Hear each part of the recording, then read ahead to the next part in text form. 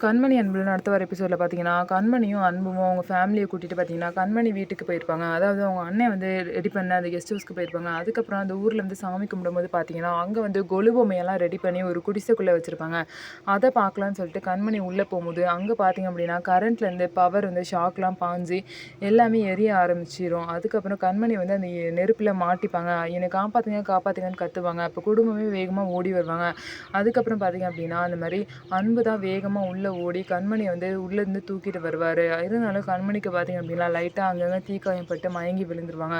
அவரு தான் வந்து பார்த்தீங்க அப்படின்னா, கண்மணிய வந்து கார்ல வச்சு கூட்டிட்டு போவாரு. "கண்மணி உனக்கு ஒண்ணும் ஆகாது கண்மணி. ஒரு ஒரு நிமிஷம் கூட உன்ன விட்டுட்டு என்னால வாழ முடியாது" அப்படின்னு சொல்லிட்டு அழுதுகிட்டே கண்மணிய வந்து ஹாஸ்பிட்டலுக்கு கூட்டிட்டு போவாரு.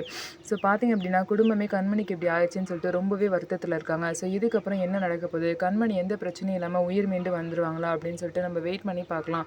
நம்ம வீடியோ உங்களுக்கு பிடிச்சிருந்தா நம்ம வீடியோவை லைக் பண்ணிக்கோங்க. மறக்காம நம்மளோட சேனலை சப்ஸ்கிரைப் பண்ணிட்டு பாருங்க.